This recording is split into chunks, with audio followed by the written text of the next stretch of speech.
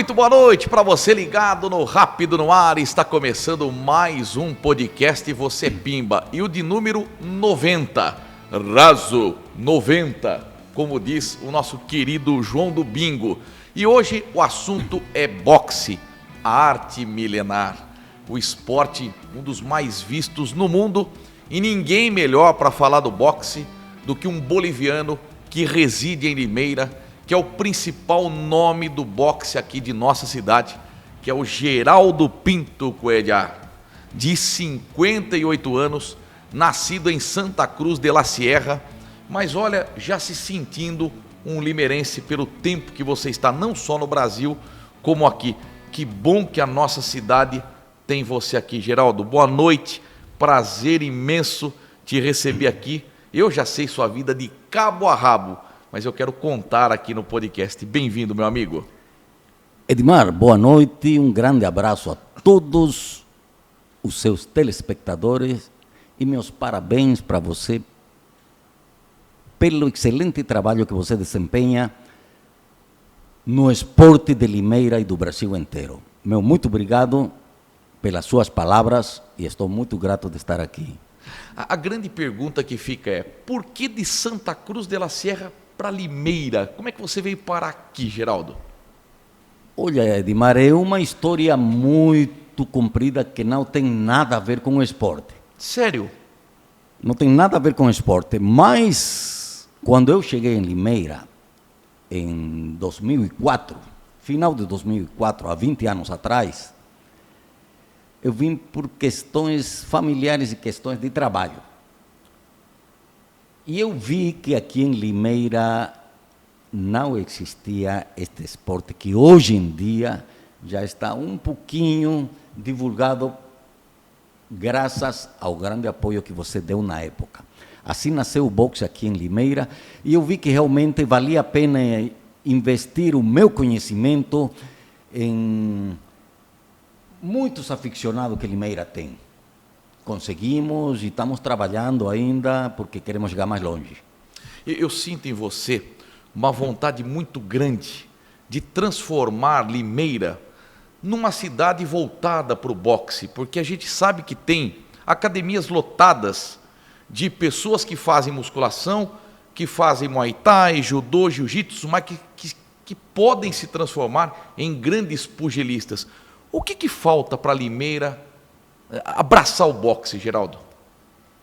Olha, Edmar, o boxe é um esporte que vem praticamente das periferias. Então, no começo, para você descobrir esses talentos e poder abraçar eles dentro de uma carreira esportiva, você precisa de muito apoio para isso. Porque é um esporte que não adianta você ser um lutador de boxe, nascer na sua cidade e morrer na sua cidade. Tem que competir, tem que sair, tem que participar de eventos nacionais, interestaduais. E como é boxe amador, por o qual é o começo de todo atleta que vai querer chegar ao profissionalismo, o boxe amador é o primeiro peldaño. E para isso se precisa muito recurso financeiro. E se o atleta não tem, infelizmente, ele vai nadar e morrer na praia, como mais um, como muitos que entraram com um grande futuro, mas realmente viram sua carreira frustrada por causa disso. Então, falta realmente aqui em Limeira uma secretaria de esporte que abrace o boxe. Porque o boxe não precisa quando já cresceu, precisa quando ele está nascendo.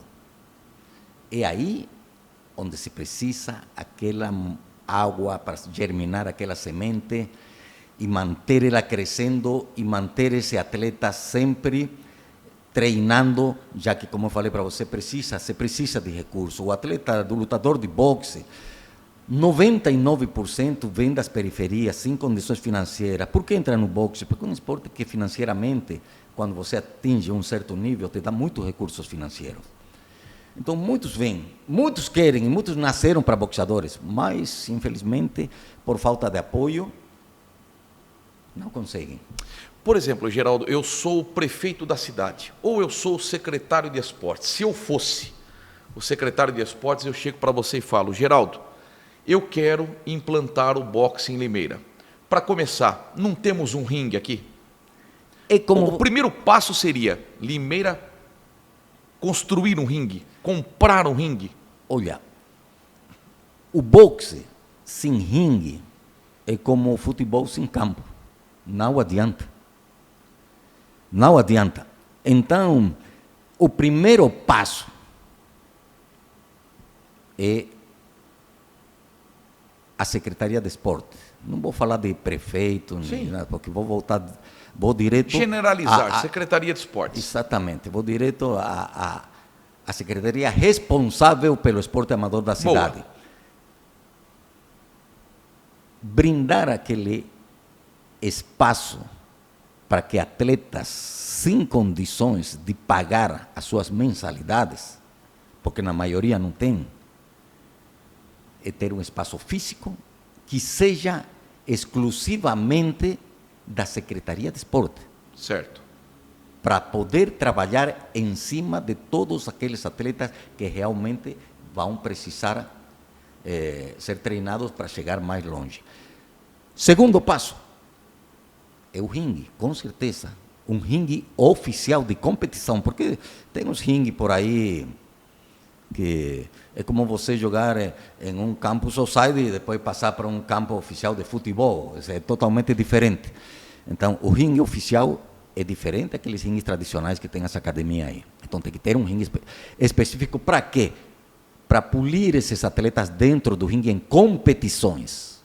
Não adianta você lutar na academia e depois você lutar embaixo de uma pressão de um adversário, embaixo de uma pressão de um público, pressão do seu treinador, pressão da sua família, pressão da imprensa. São muitos fatores que você precisa trabalhar esse atleta para que ele realmente rinda no futuro como boxeador. Quanto custa hoje um ringue? Se Limeira tivesse que investir para comprar um ringue zero, não adianta você comprar um ringue usado, já que vai ter o boxe na cidade, que tenha um ringue decente, novo, para que a população use. Um ringue oficial de boxe, regulamentário agora, regulamentado pela AIBA, eu acredito que deve estar em base de uns 70, 80 mil reais, oficial. Perfeito. Tá. Como é que você começaria esse trabalho em Limeira? O prefeito ou o secretário chega para você e fala: Geraldo, eu quero que você implemente o boxe nos centros comunitários. Primeiro, a partir de que idade que a criança pode fazer o boxe? Porque o que dá para perceber é que tem muita criança que gosta de bater no amiguinho, espoleta, você vê que nasce nele um talento que pode ser transformado para o boxe. Como é que você agiria em Limeira? Olha, primeiro passo é, como eu falei para você, a secretaria brindar o espaço físico para esses atletas que vão ser de competição, que não tem, como eu falei, não tem condições de pagar, então a prefeitura, a secretaria tem que financiar o espaço físico e o material que se precisa para isso.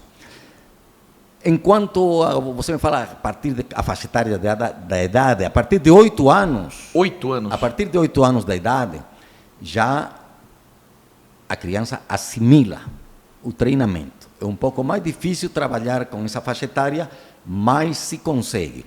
Enquanto a parte explosiva de criança, de querer brigar um com o outro, não. Ou seja, existe o trabalho psicológico que se faz com o atleta, que treina exclusivamente para uma competição e não para utilizar isso que ele está aprendendo, utilizá-lo como violência fora do contexto da academia. Então, mas Geraldo, vamos separar a iniciação dos atletas que vão competir. Então teriam que ser 2 núcleos. O núcleo de formação, ou seja, você colocasse a sua filosofia de trabalho, de treinamento em centros comunitários, e aqueles que se destacavam, iriam para um outro núcleo. A gente, por exemplo, teria no Parque Hipólito o núcleo de competição, Secap, Santa Adélia, o núcleo de formação. Não dava para fazer isso? Olha, Edmar, no boxe tudo se aproveita. Não existe aluno bom e aluno ruim. Todos têm as suas virtudes. O ruim serve para o bom e o bom serve para o ruim. Então não existe essa separação de atletas do núcleo que vão competir e atletas que não. Todos eles têm condições, sempre e quando eles ponham todo o empenho necessário e assimilem bem o treinamento e o que o treinador quer deles. Porque todo atleta, parece que o treinamento é igual para todos. Não. Cada atleta tem uma personalidade, tem um potencial, e o treinador ele tem que saber descobrir essa parte aí, chama-se o boxe volitivo, para poder captar o que ele tem que trabalhar nesse atleta, porque o treinamento que você faz não é o mesmo que faz o outro. Você tem um potencial, ele tem outro. Então, o treinador ele tem que saber diferenciar isso no atleta para poder passar o treinamento que realmente ele precisa. Você acha que em Limeira tem público para o boxe? Hoje você inicia num centro comunitário. Olha, a partir de amanhã nós teremos aulas de boxe grátis para garotos de 8 a 25 anos. Vamos colocar essa faixa etária. Tem público? O boxe, onde você fizer, tem público. Quem não gosta de ver um outro dando porrada um no outro? É. Quem que não gosta? Então, isso é uma outra parte que entra na parte do público, né? Então, porque aqui o objetivo... Não, o público que eu estou dizendo não é para assistir. Ah, você fala... Para praticar o boxe. Claro que tem gente para praticar o boxe, lógico. não o público para assistir. Limeira já fez campeões, eu provei que tem, porque eu levei atletas daqui e foram campeões lá fora. Daqui de Limeira. Sou o único treinador que levou atletas para competir para fora, inclusive atletas para competir internacionalmente. Então tem, mas como eu falei para você, todas essas viagens, elas requerem um custo. E o atleta ele não tem condições de financiar isso aí. Mas se tem um respaldo para... O treinador não quer um centavo, o que eu tinha que ganhar, eu já ganhei no boxe, quando eu lutava. Às vezes eu reclamo pelos atletas que precisam, porque eu fui atleta amador também, e eu conheço as dificuldades que se passa para poder chegar ao nível onde eu cheguei. Então, a minha briga e a minha decepção ao mesmo tempo é ver que as autoridades, que são as que realmente tinham que ver, porque o boxe é um esporte olímpico, não é mais um esporte. É um esporte olímpico, é um esporte que desde a primeira Olimpíada ele está presente, entendeu? É um esporte praticado no mundo inteiro. O Brasil é uma potência no boxe, o Brasil deu grandes lutadores de boxe. E onde você for, tem talentos, mas tem que ser trabalhados esses talentos. Tem que ter uma planificação com esse atleta para que esse atleta chegue lá longe. Senão é mais um, como tem muitos por aí. Eu fiz várias matérias com você, várias, inclusive com o Dr. Roberto Lucato, permitindo, sendo seu parceiro.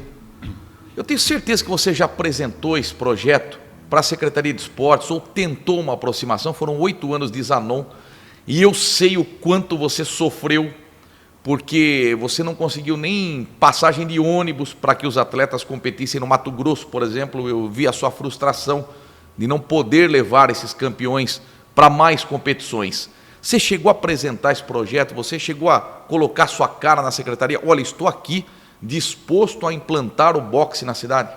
Ou só através das nossas matérias que as autoridades viram? Se eu tenho que agradecer a alguém da Secretaria de Esporte daqui de Limeira, é o Dr. Roberto Lucato. O único, nos 20 anos que eu estou em Limeira, o único que deu suporte ao boxe. E se o boxe hoje em dia está presente em Limeira, é porta que o senhor Roberto Lucato abriu quando ele era secretário de esporte, e você que foi o primeiro repórter, jornalista, que se deu o trabalho de ir a conhecer o meu trabalho na época, quando eu estava começando com o boxe aqui em Limeira. Então, graças a Dr. Roberto e a você, que o boxe ainda continua de pé aqui em Limeira. Vamos dando chute em um balde por aí, mas vamos empurrando com a barriga. Agora, enquanto você refere aos projetos, foi apresentado várias vezes. Não somente nessa última secretaria, na anterior que teve, mas eu não sou político e não gosto de vem amanhã, passa depois, ou vem amanhã e que passa depois, que semana que vem, não. Não preciso disso aí. Então, a última, que foi o ano passado, quando eu recebi o convite para levar esses atletas, e eu estava com os atletas para viajar, e me apersonei para a Secretaria de Esporte com o ofício legal do convite da federação para viajar com esses atletas, pedindo as passagens para os atletas, não para mim, para os atletas, que fique bem claro isso. Nem o secretário me recebeu, mandou a resposta com outra pessoa, falando que não tinha condições de financiar isso. Então, eu não me frustro, porque eu já fiz minha carreira. Minha carreira já foi feita e eu parei há 15, 17 anos de lutar. Então, eu vejo para as caras dos meus alunos que treinaram com essa ilusão de estar num ringue e participando interestadualmente ainda, levando o nome de Limeira, ver a frustração deles de não conseguir viajar porque não tinha condições para poder levar eles e fazer a competição. Então, isso é muito triste, você ver que você tem material na mão, mas você não pode fazer nada por eles. Então, isso aí é frustrante. Tá. Hoje, a gente vê, né, teve a mudança do prefeito, hoje é o Murilo Félix, teve a mudança na Secretaria de Esportes, só que o governo atual reclama muito da parte financeira, que pegou uma prefeitura devastada, cortou gastos, mandou muita gente embora, cargos comissionados. A pergunta que fica é, você vai apresentar o projeto agora para o novo prefeito? E segundo, se ele topa, se ele gosta, quanto que a prefeitura gastaria para um projeto desse? Geraldo, para a gente ter uma noção, o boxe é um esporte caro? Não. O boxe não é um esporte caro. É por isso que é praticado por atletas que vêm de periferias. Não é um esporte caro. É um esporte que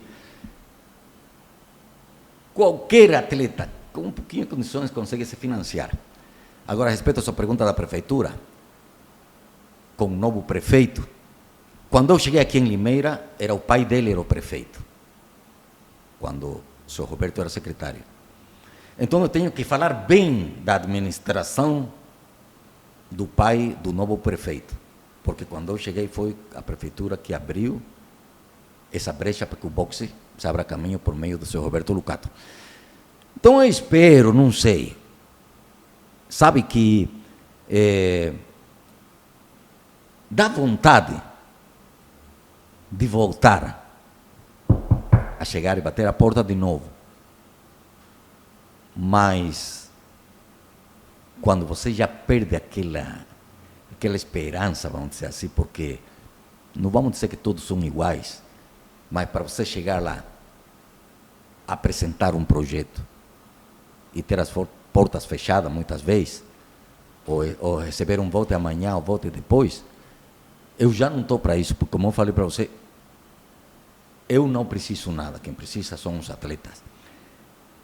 E não sei, vamos ver, é começo dessa nova administração, vamos ver, espero que o esporte, não somente o boxe, sino outras disciplinas que também precisam da secretaria, que também encontrem essa mão amiga que se precisa para poder seguir trabalhando. Olha, pela primeira vez a gente tem um vereador que é voltado para o esporte, que é o Guilherme Guido, que foi atleta olímpico, e o boxe é o esporte olímpico. Eu acho que o caminho primeiro de tudo, é você apresentar esse projeto para o Guilherme Guido. Eu acho que ele vai abraçar. Ele é um cara limeirense que vem fazendo um grande trabalho como vereador. Ele está em todas as praças esportivas, acompanha tudo do nosso esporte. E eu acho que ele olharia com carinho para você, Geraldo. Eu acho que o seu perfil o agradaria. Olha, Edmar, qualquer pessoa que venha a dar uma mão para o boxe é bem-vindo. Porque o boxe precisa. Como eu falei para você, precisa quando ele está nascendo. Eu levo 20 anos aqui em Limeira. E eu vou falar uma coisa para você. Eu já rodei quase esse Brasil inteiro com o boxe. E é a cidade mais difícil que eu encontrei para trabalhar é essa daqui. Nossa. É uma pena dizer isso aqui, porque é a realidade. Entendeu? Se eu continuo com o boxe em Limeira, é porque esse boxe está aqui. Entendeu? E eu fui um lutador vitorioso, e eu não vou me ver derrotado aqui na criação desse esporte e na divulgação desse esporte. E realizar sonhos de muitos atletas que querem chegar longe. Porque é gostoso ser reconhecido em uma carreira esportiva pelo trabalho que você fez durante toda a sua carreira. Geraldo, você recentemente recebeu um ofício da Federação do Mato Grosso para que você deixe Limeira, se mude para lá e cuide do boxe do estado. Mas o seu coração impede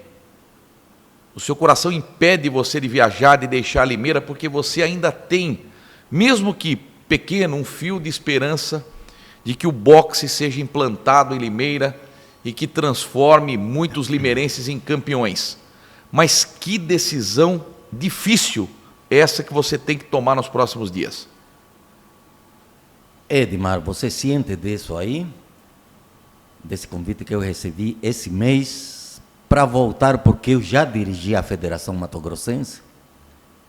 Deixei o boxe mato-grossense. Hoje em dia, o boxe mato-grossense, ele briga nos primeiros lugares a nível Brasil, graças ao trabalho feito há anos por mim lá.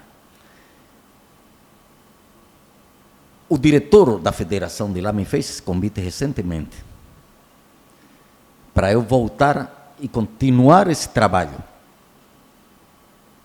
Mas é uma decisão, como você diz, é muito difícil. E eu tenho esperança ainda de que vamos conseguir aqui em Limeira fazer grandes nomes, grandes lutadores. Mas para isso, não precisamos somente da Secretaria de Esporte, mas do empresariado, entendeu? Que apoie a esses atletas, que ajude a esses atletas financeiramente para que eles possam competir. Porque, como eu falei para você, não adianta fazer um trabalho aqui em Limeira e que morra em Limeira. Esse atleta tem que sair para fora. Vai ter evento em Limeira? Pode ter sim. Mas o atleta tem que viajar, ele tem que sair, ele tem que ter topes interestaduais, internacionais, para conhecer até onde vai esse atleta, o treinador vê até onde vai, e para ele também se tentar. Uma coisa é brigar na sua casa, outra coisa é brigar fora dela. Sim. No seu quintal todo mundo é rei, mas tem que ser rei lá fora também, porque é aí que se vêem os grandes lutadores. Então, e para isso, para esse atleta ir lá fora, tem um custo, que ele não tem condição de financiá-lo. Então é aí onde tem que ter o empresariado para poder ajudar esses atletas a fazer a carreira dele. E no futuro eles vão colher os frutos, sim, porque não adianta você patrocinar um atleta que já fez carreira. Ele não quer, quando ele já fez carreira, ele está lá em cima, ele não precisa mais de ninguém. Agora, ele precisa quando ele está subindo. Sim. Ô, Geraldo, eu perguntei para você se o boxe era um esporte caro. Quanto custa hoje uma luva? Não precisa ser a luva que os grandes pugilistas usam, mas uma luva assim, para início de treinamento, quanto ela custa? Mais ou menos. Barato, em torno de R$200, Tá. 180, 250, tem de todo valor, né? Tá. O pugilista precisa também de uma sapatilha. Não, o pugilista precisa de sapatilha assim para competir, porque é uma vestimenta oficial, mas ele pode lutar de tênis, não tem problema. Tá, Amador, profissional não, já tem que ter Uma sapatilha custa quanto? tem uma faixa etária de uns 300, R$350. Tá. A bermuda, por exemplo, pode ser qualquer uma ou tem aquela bermuda específica que vai até o joelho e toda colorida? Esse já vai do gosto do atleta, né? Mas a bermuda do boxe oficial vai pagar uns 150, mais ou menos. Você era supersticioso com couro ou não? A Bolívia é verde. Não. Você... Não, eu não tenho esse lado de superstição. Entendeu? Você se refere para lutar ou vestimenta? Não, sim. não. Eu sempre lutei, inclusive ultimamente eu lutava de verde e amarelo, porque muitos anos morando no Brasil, eu tenho um carinho muito grande pelo Brasil. Mas eu sempre me voltei pelo vermelho e branco. Vermelho e branco? Isso. Eu me lembro que quando você fundou a Academia Sul-Americana de Boxe aqui em Limeira, e um dia você me emocionou muito, porque você foi na Gazeta, você falou o seguinte: olha, além de anunciar a minha academia, eu quero treinar esses garotos. E você falou, olha, muitos deles vão lá, não para treinar, mas pelo lanchinho. Você dava um leitinho de soja para cada um, você dava um lanchinho. E isso me arrepiou, porque você teve empresários que te ajudavam no lanche. Então você treinava às 11 da manhã no sábado, até 12:30. Então muitos garotos que não tinham condição de se alimentar direito em casa, eles iam treinar, mas ao mesmo tempo de olho no lanchinho. Isso eram os garotos do projeto que eu tinha aqui em Limeira, que chamava-se Boxe Solidário. Então eram garotos que treinavam de 8 a 14 anos, tinham treinamento de graça, e eu ia catando os melhores, os mais disciplinados, que não faltavam, já passavam para treinar sem nenhum custo na minha academia. E no final do treino eles tinham leite, tinham pão, tinham lanche, tudo. Bolo. Sim. Então eu tinha, não vamos dizer empresário, um grupo de amigos que me ajudavam nesse financiamento para os custos para comprar essas coisas para os garotos. E tinha garotos que saíam na época, esse projeto nasceu na academia lá no Nossa Senhora das Dores, e tinha alunos que saíam do outro lado da cidade, que não pagavam passagem de ônibus, davam de graça, as criançadas passavam por baixo da roleta, na época, né? Era o que eles contavam para mim, né? Eles saíam da casa dele longe para ir lá só por causa do lanche, rapaz, do lanche, para comer. Entendeu? Não tanto pelo treinamento, mas ele ia lá para comer. E ainda terminava o treino, perguntava, eu só posso levar uma caixa de leite para meu irmão lá, que ficou em casa, posso levar 2 pão? E eu levava tudo. Então, coisa bonita, né, rapaz? E isso era um grupo de amigos que me financiava esse projeto. Eu torço tanto para que dê certo, e o que depender de mim, eu vou fazer de tudo para te ajudar, viu? De tudo. Você, Dimar, eu vou falar para você. Eu falo assim. Você, vou chamar você de presidente vitalício da Academia Sul-Americana de Boxe. Que legal. Entendeu? Porque, como eu falei para você, o boxe existe aqui por sua causa e pelo Dr. Roberto Lucato. 2 pessoas que vou levar comigo até a morte. E conte comigo ajudando. sempre. Conte comigo porque sempre. É muito difícil. Eu falei para você, eu viajei muito. E da forma, como quando eu cheguei aqui em Limeira, e da forma que o boxe foi recebido pela Secretaria de Esporte, foi fantástico. Porque se naquela época eu tivesse recebido aquele recebimento desses outros secretários futuros que teve a Secretaria, o boxe nem existiria aqui em Limeira. Olha que coisa, hein? Nem existiria. Entendeu? Porque, como eu falo para você, eu fui diversas vezes depois, em outras gestões da secretaria, e só fui para passar raiva. A última vez fui até um pouco grosso com uns dos secretários, sim, porque além de me pedir um ofício de uma coisa, projeto de não sei o quê, eu lembro, nós tínhamos que viajar naquela época, com 5 atletas, e eram 5 passagens que nós precisávamos para viajar.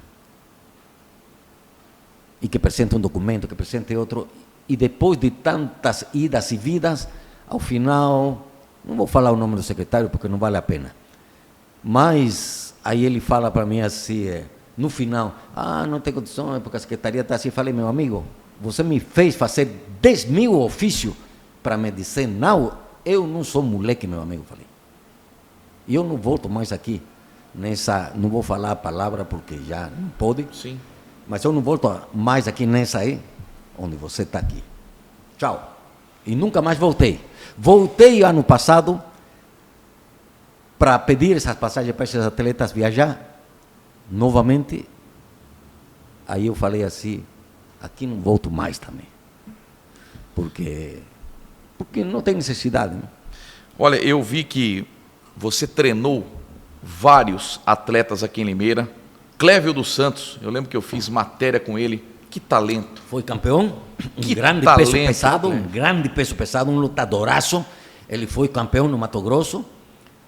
E como eu falei para você, acabam se afastando os atletas porque não conseguem. Ele né? não luta mais? Não luta mais. Tem que judiação. viajar, tem que sair. Não adianta fazer uma luta hoje, fazer outra luta daqui 6 meses, aí luta outra. Não, o atleta ele tem que estar em constante competição, porque ele tem que estar ativo. A carreira do lutador de boxe é curta. É curta. Então, se ele não dá essa continuidade que ele precisa,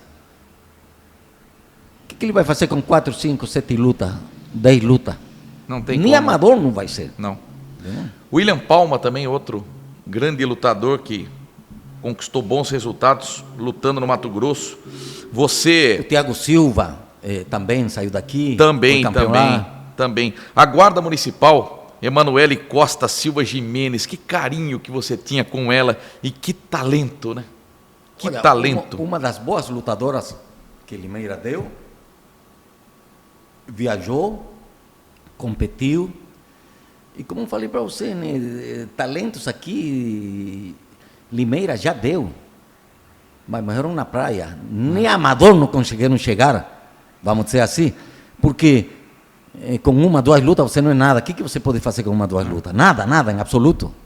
E ela enfrentou a boliviana Rina Sanches, de 19 anos, em Santa Cruz de la Serra, e perdeu por pontos. Perdeu por pontos, sim. Quase, né? Quase que ela ganhou. Campeão boliviana, a Rina. E antes da gente falar, você de treinador também, que fez grandes trabalhos na Bolívia. Antes que eu esqueça, o chá de coca, fala um pouquinho desse chá de coca, porque quando se fala de Bolívia, né, todo mundo fala o chá de coca que pegou o Zete de doping, da doping mesmo, o chá de coca. Que efeito que ele faz?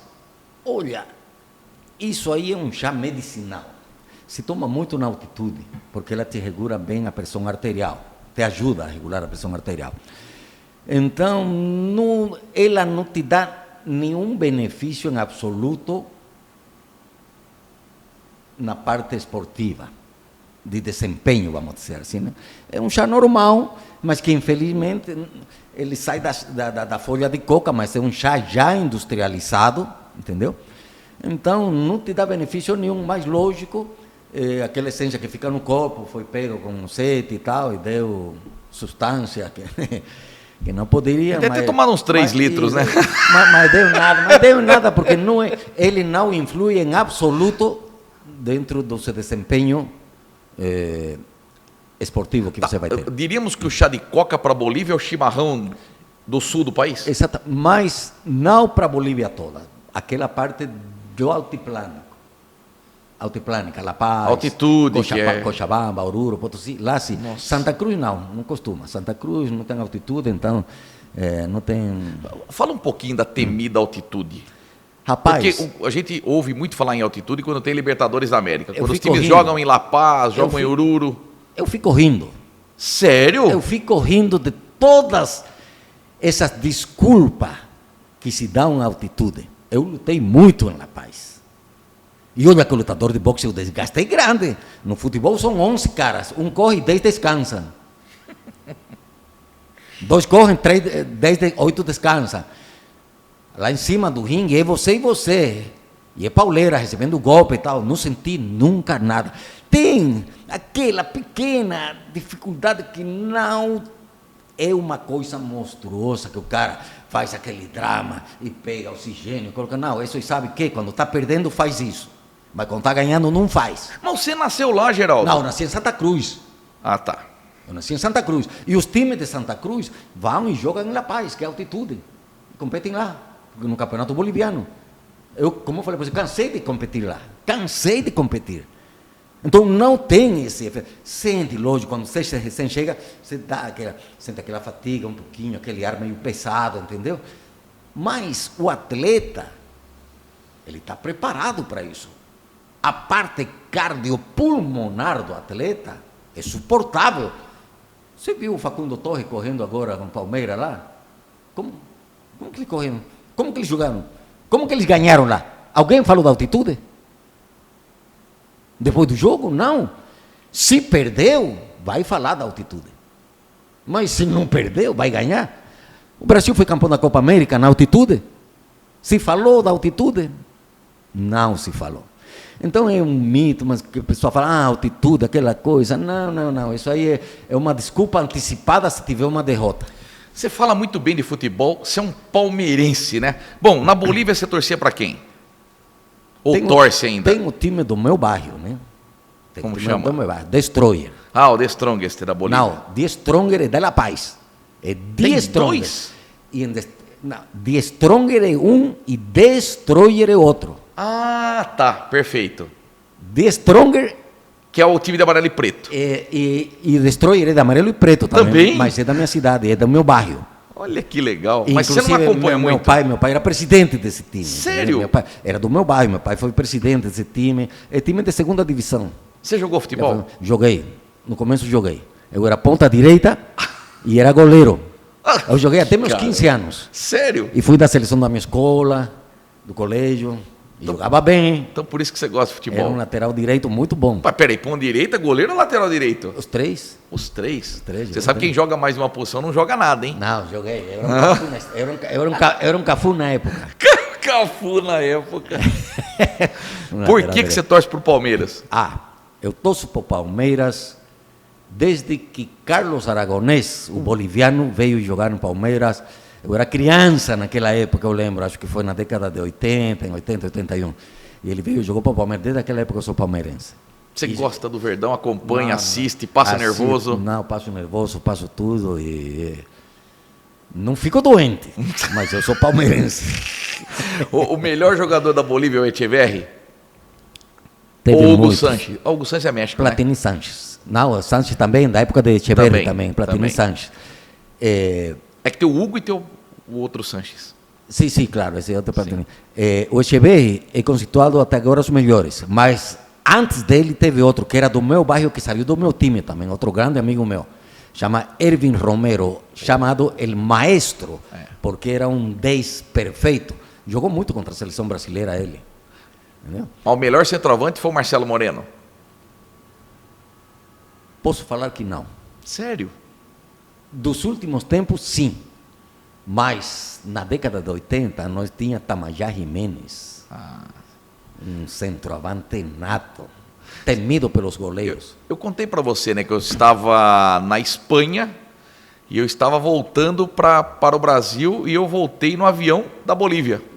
A Bolívia tinha feito um amistoso na França e aí foi para a Espanha, da Espanha retornando para o Brasil, porque ia jogar com o Brasil nas eliminatórias no Morumbi.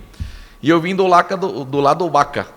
Um belo jogador. E atrás de mim o Marcelo Moreno. Eu entrevistei o Marcelo Moreno. Agora Marcelo Moreno está querendo voltar, né? Ele quer voltar. Bolívia não tem centroavante, não tem. Está igual o Palmeiras. Entendeu? Então ele voltou, ele se retirou no Paraguai o ano passado lá. E agora ele está voltando novamente, inclusive o The Strong contratou ele para ele voltar a jogar, para ele entrar em forma.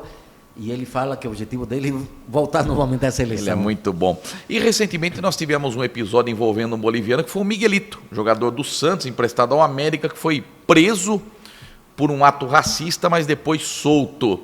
Ele que se envolveu numa confusão com o Alano, que era aquele atacante que era do Criciúma e hoje está no Operário do Paraná, foi um jogo da Série B. Como é que você, do lado de fora, viu tudo isso envolvendo um jogador do seu país? Acompanhei isso por meio da imprensa. Eu acho que a imprensa, não vou falar da imprensa, senão o Tribunal de Justiça Esportiva do Brasil foi muito cruel, porque inclusive ele foi suspenso. Ele não pode participar até que o caso não seja julgado, né? Mas é Miguelito, né? Miguelito. É Miguelito, por isso que está esse caso aí. Porque se fosse um jogador do Boca Juniors, jogador do Nacional do Paraguai, que fizeram com o como que chama? O paraguaio. Que esse sim ofendeu o jogador do Palmeiras. Ah, lá no jogo do Cerro Porteño. Sim. Cerro e Palmeiras. Esse visivelmente ofendeu. Do Miguelito ninguém provou nada. É somente a palavra dele e do outro companheiro dele. Entendeu? Mas não se comprovou nada. Segundo Miguelito, ele fala que a expressão dele foi outra, não foi essa. Sim. Entendeu? Mas, como eu falei para você, Miguelito, se fosse, e é da segunda divisão, porque se fosse um outro jogador internacional em um time de nome, não estava esse blá blá blá todo. Você me presenteou com uma camisa da seleção da Bolívia, me presenteou com um anel de boxe, me presenteou com uma miniatura da Bolívia. Eu guardo tudo com muito carinho.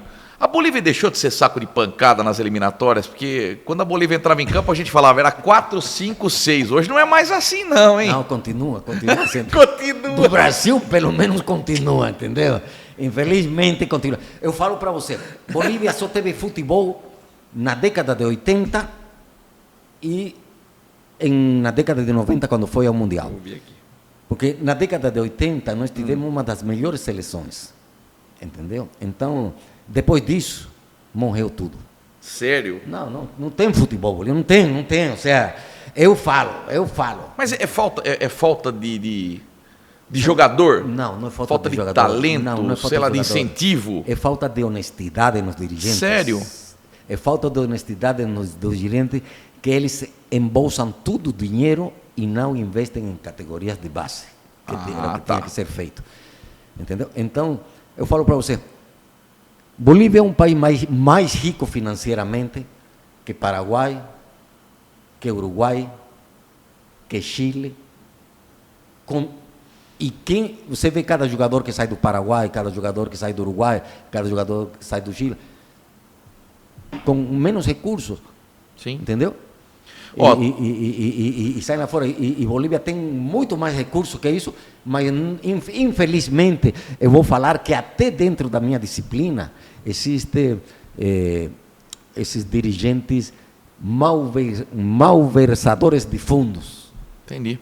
Estou vendo aqui, ó, o último jogo da Bolívia nas eliminatórias, 0-0 com o Uruguai. A Bolívia é a 8ª colocada, tem 14 jogos, tem 4 vitórias. 4 vitórias. 2 empates e 8 derrotas. Então, mas não está bem? Fala para mim, quantos jogos Bolívia jogou em La Paz? Esse aqui foi El Alto. Então, mais alto que em La Paz ainda. Sério? El Alto é um município de La Paz que fica mais alto. El Alto de novo, Bolívia 2, Paraguai 2. Então, escuta só. Então, para você ver. Deixa eu ver. Empataram bem. Então, tomou 6 da Argentina. Tomou 6 da Argentina. Lá, né? Porque ganhou da Colômbia. Sim, ganhou. Em Quito. Não ganhou em Quito. Não, desculpa. El Alto de novo. Ganhou em El Alto. Só joga lá? Agora lá. Agora estão jogando só lá. Já não está jogando mais no Hernando Siles. Só em El Alto. Que beleza, hein? Aí, a Bolívia meteu 4-0 na Venezuela. Você está reclamando o quê? Pelo amor de Deus, mas em casa é imbatível a Bolívia. Meteu lá, né? Porque tomou lá na Venezuela, parece, não lembro. Acho que perdeu de 3 do Uruguai. Bolívia ganhou do Peru de 2-0. Em casa, o Bolívia ganha de todo mundo. Não ganhou. Mas tá ruim. Não tá Perdeu, sabendo aproveitar perdeu só isso. de 1-0 do Paraguai. Perdeu do Equador de 2-1 em casa. Aqui, ó. Perdeu da Argentina de 3-0. O começo foi trágico, hein? O começo foi trágico. Agora mudou de treinador. Tomou 5 do né? Brasil. Então, e vai tomar mais ainda. Entendeu? Vai tomar mais. Mas sabe o que? Eu vou falar para você. São três países que falam da altitude. É Brasil, Argentina e Uruguai. Só. Terror. O atleta, ele já vai com esse psicológico que ele dá um pique e ele vai cansar. E a altitude é psicológica, irmão. Ou seja, quem vem falar para mim que não, eu chamo ele de mentiroso. Porque eu competi muito lá e eu sei. Então, eu sou atleta. Eu tinha preparação de atleta, então eu competia como atleta. E o futebolista é um atleta. E como eu falei para vocês, são 11, porra. Eu lutei na PAI, porra. Eu lutei 12 rounds lá, cara. Lutei 12 rounds lá na altitude, lá. Você terminar a luta bem, tranquilo, vai cansar. Mas não é esse monstro que o pessoal fala, não sei o quê, aí sai, começa a pegar oxigênio. Não, para. Então, uma má preparação. Os fisiologistas descobriram que o Viagra faz bem para altitude. Tem jogador tomando Viagra para jogar na altitude. Nunca escutei falar mais. Ô louco, como não? Sério? Eu nunca escutei falar sobre isso. Mas Você imagina o vestiário como é que vai ser, né? aí que eu falo, imagina o cara jogando em campo e tem um pega lá. Você encosta na área para marcar. Entendeu? Ninguém pode virar as costas, hein? Se virou as costas, o cara já. É sério que você nunca ouviu que... Nunca vi. Cara, eu vou falar para você uma eu coisa. vou pesquisar aqui, não é possível. Cara, eu vou falar para cara. você uma coisa. É sério que você nunca ouviu isso aí? Se você está bem preparado fisicamente, você vai competir em qualquer lugar. Então é a base de tudo. Eu vou pesquisar, cara. Eu não aguento isso aqui. Eu ouvi, pô. Já pensou, cara? Olha lá, jogadores da seleção argentina usaram Viagra para enfrentar a altitude de La Paz. Saiba por que o uso do Viagra pode ajudar os jogadores em partidas na altitude. Por causa da Diminui os efeitos da altitude. O medicamento porque ele dilata as artérias momento usado para coronárias, tratar né? disfunção Então erétil. deve influir nesse sentido aí. É isso aí. Entendeu? Ele dilata as artérias coronárias do coração, então o coração ele não faz tanta força para bombear. A equipe de fisiologia do São Paulo, tá, não deu sinais que vai utilizar o Viagra. Tá só na Argentina. Então o problema é enroscar na área. O problema Vai dar impedimento toda hora? Traçou a linha do VAR. Não é fácil. Falando nisso, Vossa Excelência tem 7 filhos, cara. 2 na Bolívia, que é o José Pepe e a Shirley, e 5 aqui no Brasil. Fábio, Fabiane, Patrícia, Carolina e Richard. Você não tinha televisão em casa, não? Eu apagava antes da televisão, né? Porque tem um controle, aí você desliga, né? Nenhum pro esporte, nenhum pro boxe? Um tentou, mas não deixei. O último também me fez uma consulta indireta. Pai, eu gostaria de me testar, gostaria de treinar para treinar. Eu sei como que é ser lutador de boxe. E eu com os meus lutadores, que não são meu sangue,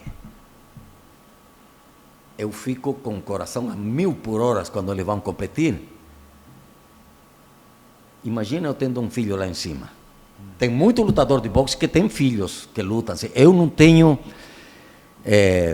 eu subo lá em cima. Se eu vejo que tem alguma coisa de dificuldade, eu sei que vou subir, não vou deixar meu filho lá.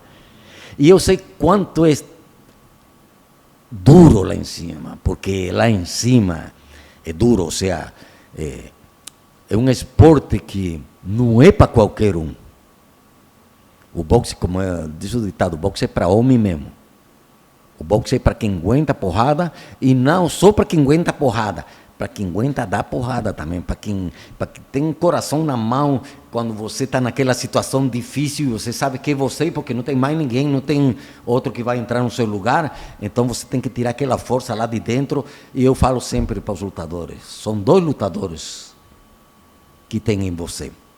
O lutador que sobe lá em cima do ringue com você, que é você, e o outro lutador que tem que sair de dentro de você quando você já está com dificuldade. Então você é 2 em 1. Se sobe um só, não dá conta. Então tem que ter esses 2. Puta, que legal, hein? A pessoa já nasce boxeadora? Você sente isso? Não. Não.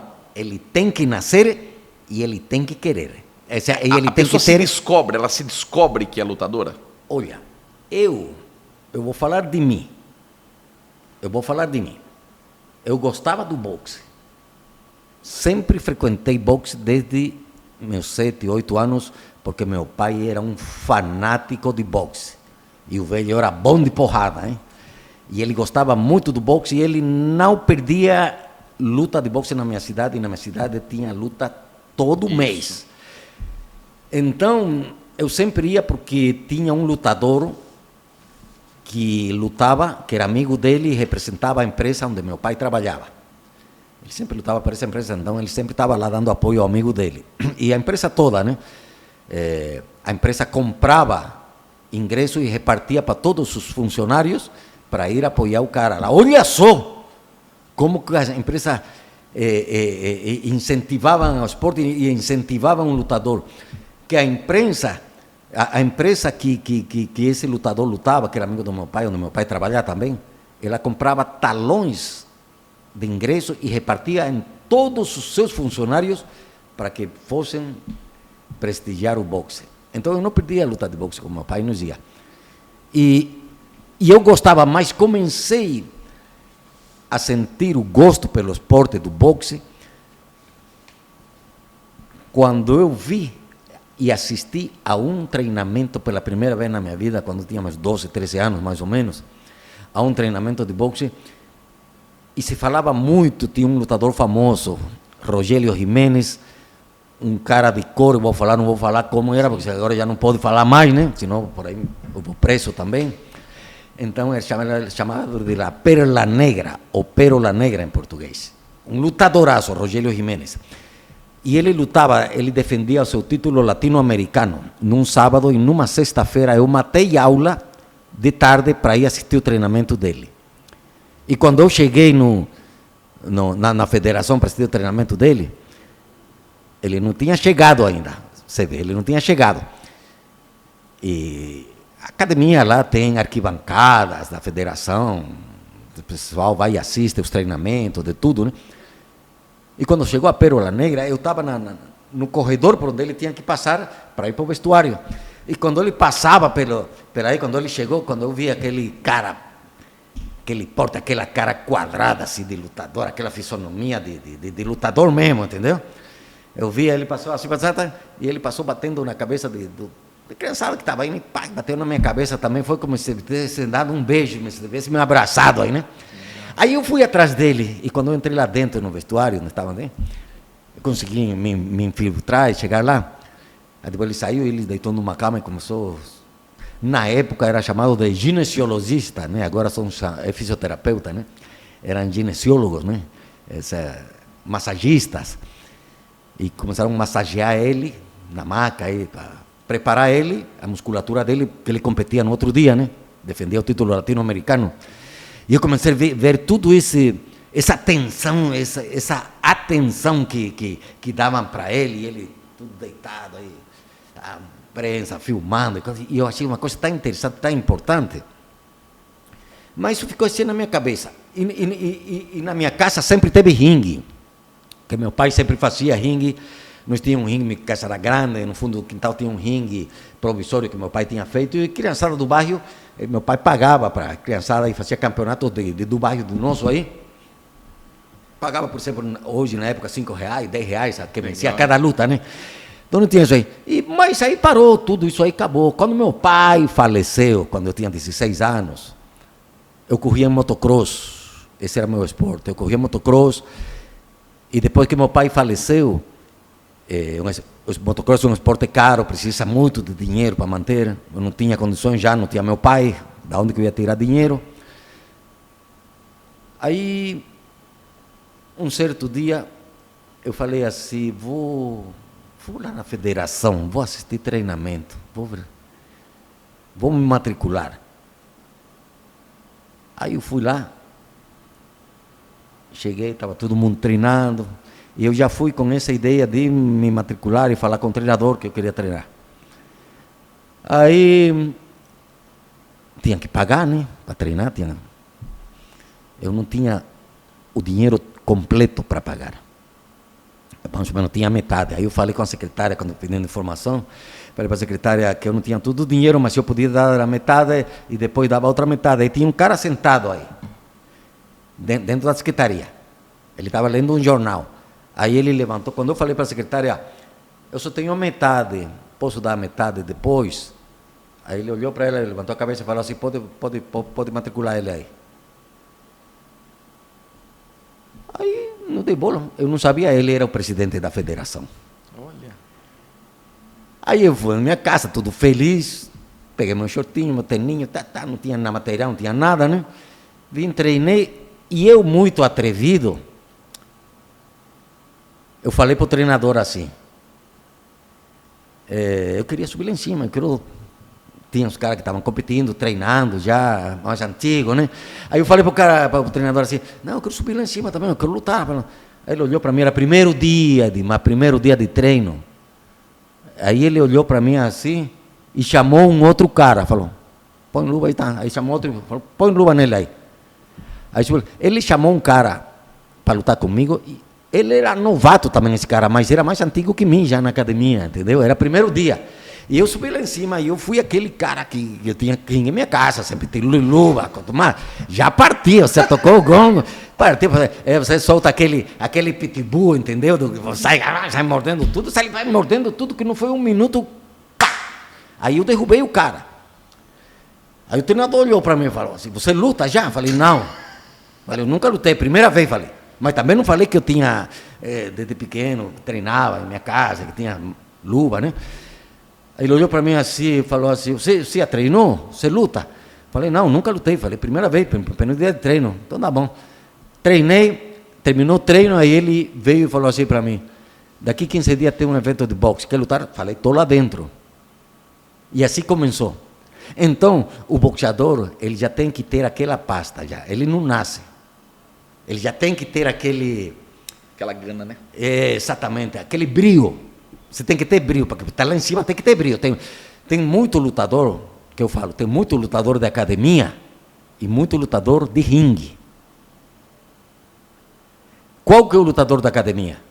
Aquele que na academia luta bonito, espetáculo, dá show, dá pá, bonitinho. Mas quando está lá em cima, já não tem mais essa boniteza, entendeu?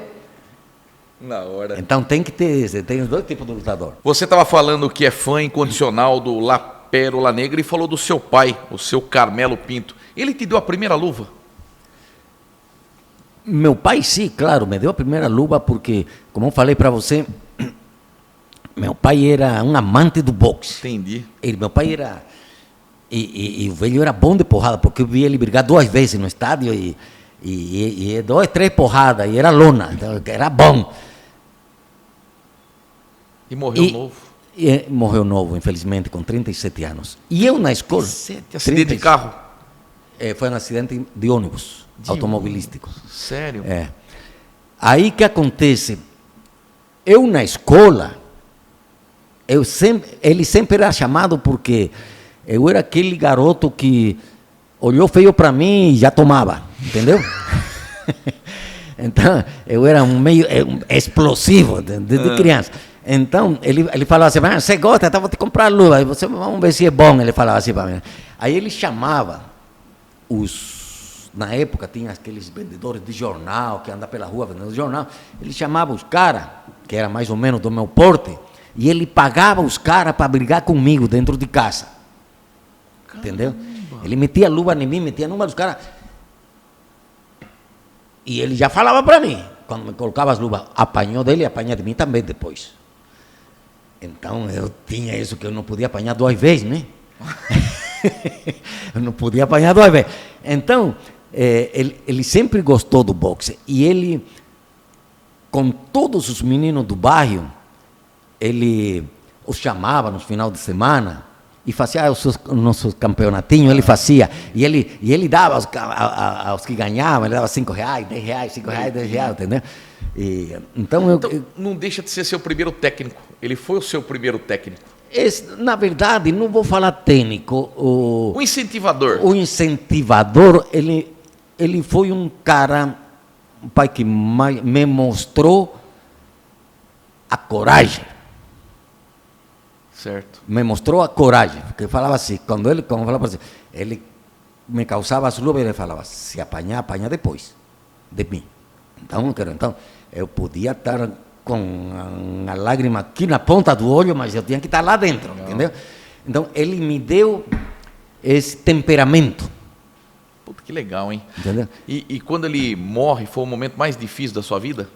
Porque, puxa, 37 anos, você com 16 anos, fala, pô, e agora? Exatamente. Perdi meu braço direito, o que eu vou fazer? Na hora não pensei, isso eu pensei depois, porque quando a pessoa morre, falece, Edmar, demora para cair a ficha, né? Demora para cair a ficha. E lógico, esse primeiro ano que ele faleceu, foi um ano de muito sofrimento, assim, porque eu via ele em todo, porque eu vivia com ele. Porque meus irmãos moravam em uma outra cidade em Santa Cruz, mas eu morava com meu pai a 60 quilômetros de Santa Cruz, em uma outra cidade onde ele estava destinado. Em essa cidade, na época, estavam fazendo o serviço de saneamento e meu pai era encarregado de tudo isso aí. Então, e como eu era o filho mais velho dele, então ele sempre me carregava junto. Entendeu? Então, eu era, vamos dizer assim, o acompanhante dele, né? Puxa, que coisa, né? Que coisa. Você lutou em 3 categorias, peso galo, penas e ligeiro? Passou pelas 3. Qual que é a mais difícil? Me dava bem nas 3. Eu me dei bem nas 3. Então, eu tinha essa facilidade de subir e baixar de peso fácil, de me ajeitar nessas 3 categorias. Pela minha envergadura, eu conseguia fazer até o meio ligeiro. Tá.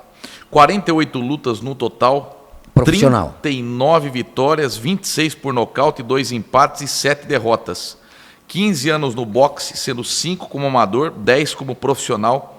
E essa categoria galo que vai de 52 a 54,3 quilos. Isso, esse como funciona porque amador é outro. Cara, que belo, ou seja, belo handicap. Essa é a minha carreira profissional. Profissional. Né? Essa é a minha carreira profissional, porque como amador 120 lutas. E 127. E venceu 80% delas. São 127 lutas, 80%, 90 lutas vencidas. Nossa, 90 vitórias e 127? Em 127 lutas. E nunca conheci a lona. Conheci a lona como amador. E em La Paz, por coincidência, em La Paz, numa mesma luta, eu lutando fora de categoria, o cara que ia lutar com o cara que praticamente me derrubou, que foi a única vez que eu conheci a lona. Eu caí 3 vezes, no primeiro, no segundo e no terceiro assalto. Eu estava nos galos e lutei no meio ligeiro. Essa luta, por quê? Porque o cara que ia lutar no meio ligeiro, ele ficou doente, da equipe de Santa Cruz que tinha viajado para lutar lá. E pela minha envergadura, eu dava a envergadura dessa categoria. Os outros eram mais pequenos, aí o treinador fala para mim, e aí Geraldo, vai? Eu poderia falar não, porque eu estava indo para lutar em uma determinada categoria, que era os galos. E como eu nunca arreei para trás, aí eu falei, não, vou, tranquilo. Eu aguentei, segurei os 3 onde, tranquilo. Mas a diferença da pegada era impressionante, hein? Impressionante. Eu peguei um mineiro. Mineiro, eu falo mineiro que se chama lá em Bolívia, não é porque aqui é mineiro que nasceu em Minas. Lá mineiro é aquele que trabalha nas minas. Eu peguei um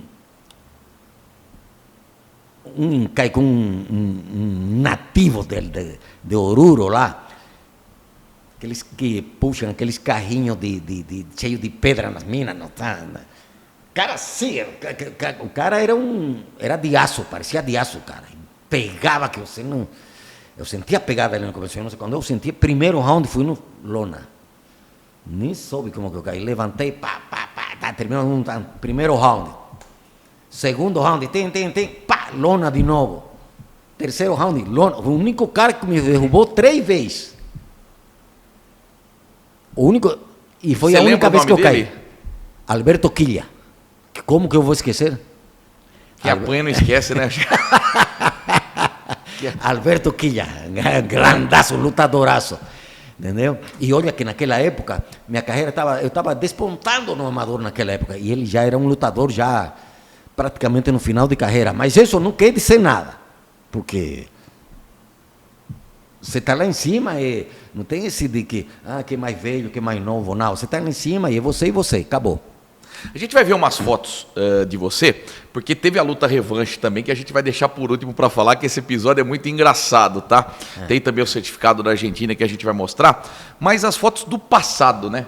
Que você acabou separando e mandando pra gente. Então, algumas fotos do Geraldo Pinto como lutador, começo de carreira. E olha que você lutou na Espanha, lutou em Cuba, lutou em México, em vários países. Vamos acompanhar então. Dá uma olhada, me explica essa foto aí. Essa foto aí, tem um risquinho verde, não sei se você vê. Esse aí sou eu, com as luvas aqui. Essa aí é a seleção boliviana, em 83, para o Campeonato Latino-Americano, em La Paz. Gozaram que vocês têm tudo a mesma cara, né? Impressionante. Mais ou menos. Tudo igualzinho. Ó, tudo os irmãos. Mas, tem um cara aqui, o segundo, da parte de baixo. O segundo da parte de baixo, é Miguel Viveros, da esquerda para a direita, segundo para a direita. Esse cara, eu lutei com ele. Ele é da minha cidade. Esse cara tinha uma pegada impressionante. Sério? E o que está do meu lado, lá em cima, o mais alto, esse aí, José Ernesto Soares, um grande amigo meu que já faleceu, infelizmente, há 5 anos atrás de um infarto. Esse foi um lutadoraço também. Lutadoraço. Todo o pessoal que está aí, isso aí era a seleção boliviana mesmo. Então, tudo. Viu? Cara era bom. Antes da gente ver as outras fotos, tem muita sequela pelas pancadas na cabeça? Eu? Não, você não teve. Estou falando do boxeador em si. Não. O boxeador, ele já é preparado, ele tem um treinamento específico já para isso. Você se prepara para aguentar golpes. Então, por isso que o boxe, quando ele tem uma preparação errada de um técnico, como tem muitos que se autotitulam treinadores, mas que nunca colocaram luva nem de frio, muito menos de boxe. Entendeu? Nunca colocaram luva nem de frio, muito menos de boxe. É muito que se autotitula lutador com uma lutinha, 2 lutinhas aí, entendeu? 3 lutinhas. Para com isso. Então, está brincando com a saúde do atleta. Porque o lutador de lutar boxe não é brincadeira. Se você não está bem preparado, vai te deixar sequelas sim, e gravíssimas. Então tem que ter um treinamento realmente a cabalidade, como tem que ser. Você sempre falou para mim que gostava de bater no fígado. Você tinha um murro forte ali, você minava o... Ou seja, eu tinha uma mão poderosa, né? A mão esquerda. Eu trabalhava muito a parte de baixo, a parte hepática do atleta, que é a parte que você tem que minar mais. E muito atleta, eles entravam nesse jogo por causa da minha envergadura. Como eles eram atletas um pouco de menor estatura que eu, então eles tinham que procurar a luta em curta distância, e era a luta, eu te dominava as 3 lutas, trabalhava os 3 tipos de luta, longa, média e curta distância. Então, o que acontece? Geralmente, o lutador que tem maior envergadura, ele vai trabalhar sempre a sua luta à distância, que é a luta que vai lhe dar mais benefício. Então, o que tem menos envergadura, ele vai procurar a curta distância, porque é para o alcance de braço que ele tem. Então, como eu trabalhava também perfeitamente a curta distância, então eu tinha uma mão poderosa, que era a minha esquerda embaixo. Era fatal, quando entrava, sentava mesmo, entendeu? Então eles falavam assim, não, ele é mais alto, então eu vou procurar ele, vou para dentro. Mas ele vinha para dentro na boca do lobo, porque não sabia que o potencial meu era esse aí. Tá. Você é destro? Não, sim, claro. Sim, destro, então você fica... Posição de destro. Posição de destro, tá. E a sua esquerda entrava inesperadamente no adversário. E pegava em cheio. Exatamente, eu entrava de surpresa, sem soltar golpe nenhum. Eu entrava fechado e encurtava a distância para procurar a parte de baixo. E você a parte tinha lateral do fígado. E você tinha a mesma potência na direita e na esquerda? Na mesma. Então, a mesma coisa. Era o seu diferencial. Inclusive, a minha esquerda embaixo era mais poderosa que a minha direita em cima. Sério? Sim. Sério. E de onde vem o apelido Galo de Ouro? Galo de Ouro, desse grande lutador, o primeiro campeão brasileiro que o Brasil teve, que foi o Éder Joffre. Sim. Eu tinha muita similitude com as lutas, com o estilo de luta dele. No começo da minha carreira, tinha o mesmo estilo de luta dele. Então aí fui apelidado como Galo de Ouro. Legal, e virou ídolo na Bolívia. Isso. Vamos seguir então com as fotos do passado do Geraldo Pinto no ringue. Olha, novinho de 17 tudo. anos. Quanto? 17 anos. Então, um ano depois que seu pai faleceu. Isso. E eu já era campeão estadual aí. Campeão estadual. Vamos lá, mais uma. Aí eu. Você tá com a cara do Juninho Capixaba aí, hein? Do Red Bull Bragantino. Eu saí outra em cima do ringue também, né? Que legal, hein? Nossa, viagem no tempo. Eu falei para você vê, não é que mentira, que eu sempre gostei do vermelho e branco. Eu pedi luva vermelha com branco. Né? Vai lá, mais uma. Aí também. Que legal. Essa foto aí, esse que está aí atrás, Oswaldão, grande peso pesado, campeão. Foi campeão brasileiro, Oswaldão, esse aí, Mato Grossense. E dá para ver que o ginásio está cheio. Tá cheio. Apesar da foto estar escura, dá para ver que o ginásio está cheio. Vamos para mais uma. Aí eu. Que da hora. Pernas esticadas. Isso, era comprido, né? Olha como eu era de magrelo. Quanto você tem de altura? 1,77, 1,78. E quanto peso ali na faixa de 52, 54? Eu comecei no 52, né? Que é o limite do peso mosca. E aí entraram no 52, 54 peso galo. No amador, porque na categoria de amador é diferente que da profissional. Tem mais, vamos ver. Olha aí, cara. Aí. Essa é uma imagem que eu gosto, porque olha aí, eu estou soltando minha direita, um jebe de direita aí, e ele está fazendo um movimento perfeito. Esse aí é Jafenati, campeão matogrossense, sul-matogrossense. Ele está fazendo um movimento que chama-se um movimento de Sabiaxtec. Ele estava na posição de canhoto, ele está saindo para a esquerda, fazendo um passo lateral e saindo, olhando, pronto para fazer um contragolpe, inclusive com a guarda embaixo. É uma foto que eu gosto muito pela maneira que ele está saindo desse golpe de direita. Que legal. Vamos lá. Esse aí, título. Eu também ganhei o título de campeão matogrossense. Não somente ganhei na Bolívia. Você sempre teve barba, né? Eu sempre usei barba. Nunca abandonou? Desde meus 21 anos, eu sempre usei barba. Que legal, cara. Tem mais? Ah, tá. Depois a gente vai mostrar o diploma, então. Você foi em 87, disputou o Sul-Americano contra o argentino Gregório Torres. Gregório Torres. Foi a melhor bolsa que você ganhou? Foi o melhor dinheiro que você ganhou numa luta? Não. Ou seja, teve outras lutas que financeiramente me deram uma boa condição financeira, né? Mas com certeza é uma delas, essa daí também, né? Né? Gregório Torres, sabe? É um lutadoraço, tá? Inclusive foi campeão do mundo. Que legal, né, cara? Você ter tudo isso, né? Bom, falei aqui que você trabalhava bem com as duas mãos, golpe embaixo de esquerda, pancada no fígado quase que fatal, e esses golpes que minam os adversários na parte de baixo. Mas você tem um outro lutador, além desse que te derrubou 3 vezes, que é o José Sugar Cabreira. O José. José Sugar Cabreira entrou para a história. Ele foi seu grande algoz na carreira? José Sugar Cabreira, praticamente quando eu já me retirava do boxe, ele entrava no boxe profissional. Porque ele tem 13 anos a menos que você. Exatamente. Ou seja, quando eu estava no meu auge esportivo, ele estava no começo de carreira. E ele se tornou um dos grandes lutadores que Bolívia deu. Ele morou muitos anos na Venezuela, fez a sua carreira profissional dele na Venezuela, e Venezuela é uma potência mundial em boxe. Aí, quando ele começou a carreira profissional dele, ele começou bem, e ele começou com um lutador com muito... enchendo muito a bola dele, ele como boxeador, entendeu? E alguns dirigentes do boxe lá não gostaram da maneira, não estavam gostando da maneira como ele estava levando a carreira, sentindo-se estrela, porque ele já estava famoso, entendeu? É um dos grandes lutadores que a Bolívia deu. Eu fazia como 3 ou 4 anos que eu já não estava treinando. Eu aparecia na academia de vez em quando, na federação, para dar os treinos, essas coisas, para me treinar. Aí eles falaram para mim: Geraldo, Cabreira está desse jeito, o único que pode derrubar ele é você. Falei: pô, cara, tô 3 anos parado aqui.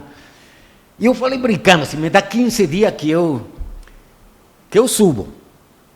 E aí falei brincando, né? Aí o presidente da federação falou: não, Geraldo, te dou os 15 dias, a luta está feita. Falei: e eu não sou o cara de ir para trás. Falei: bom, o que saiu da minha boca estava falado já, né? Falei: não, tá bom. Comecei a treinar os 15 dias, eu sabia. Pelas minhas características, pela minha experiência, por tudo que eu já tinha passado, falei: não, eu tiro de letra essa luta, sem problema nenhum. Aí, treinei tranquilo esses 15 dias. O que você treina em 15 dias? Nada, nem 30% da parte física.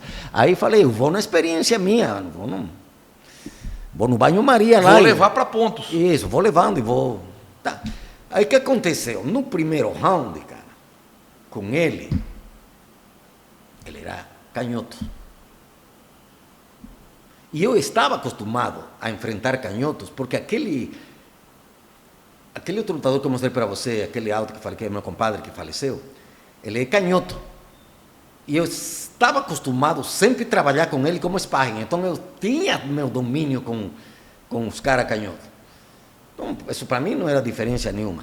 Então eu falei, entrei com ele, era canhoto, falei: tá. No primeiro minuto de luta, eu quis dar uma de... entra, pode bater. Aí eu fiz um passo lateral contrário. Entendeu? Eu fiz um passo lateral contrário. Em vez de eu fazer meu passo lateral para girar e fugir da esquerda dele, eu fiz meu passo lateral e entrei na esquerda dele e ele me enganchou por dentro. Por isso que no boxe você tem que estar muito concentrado. E ele estava nessa hora, né? Ele viu, sentiu o momento que eu fiz o passo lateral errado, pai, me enganchou com a mão esquerda por dentro. Mas entrou no meu subconsciente da luta, não tinha 1 minuto do primeiro round. E eu senti a mão que entrou e senti aquele estralo no nariz. Senti aquele estralo, entendeu? E na hora foi... parecia que abriu a torneira, rapaz. Aí eu comecei a levar a luta. Mas isso foi uma autoconfiança minha que o boxeador não pode ter nunca. Não pode fazer isso. Mas eu fiz e já estava feito. Falei: bom, quando aconteceu isso, eu falei: bom, agora ferrei. Hemorragia de sangue caía, eu não conseguia respirar, terminei o primeiro assalto. O treinador veio, me estancou, a hemorragia, tranquilo, mas o que aconteceu? O inchaço do nariz e a inflamação das artérias, das veias dentro que estouraram, me trancou e eu não conseguia respirar, me oxigenar mais pelo nariz. Eu não conseguia respirar e falei: bom, agora eu vou caçando um golpe, eu vou atrás, como caçador, a procurar a luta para definir. Falei: eu vou derrubar, tem que derrubar. Não tenho muito tempo, porque eu não tinha preparação, não tinha me preparado fisicamente bem. Então falei: eu não vou aguentar os 10 assaltos. Aí fui no segundo, saí atrás dele, já saí caçando ele, e ele foi esperto, começou a sair, boxear, fazendo contragolpe, eu caçando com uma mão, 2 mãos, para um golpe, 2 golpes, nada. E cada igual já não vinha, e eu respirando pela boca, e passou o segundo, passou o terceiro assalto, passou o quarto, no quarto assalto eu já não conseguia levantar os braços. Eu já não conseguia ficar abraço. Eu estava no quarto round aí, pela minha experiência e tudo, mas só já esperando o contragolpe dele, porque eu já não conseguia mais nem bater mais, porque sem ar nenhum. E a garganta toda seca de tanto respirar, entendeu? Me oxigenar pela boca, porque eu não conseguia me respirar pelo nariz, então estava tudo ressecado, né?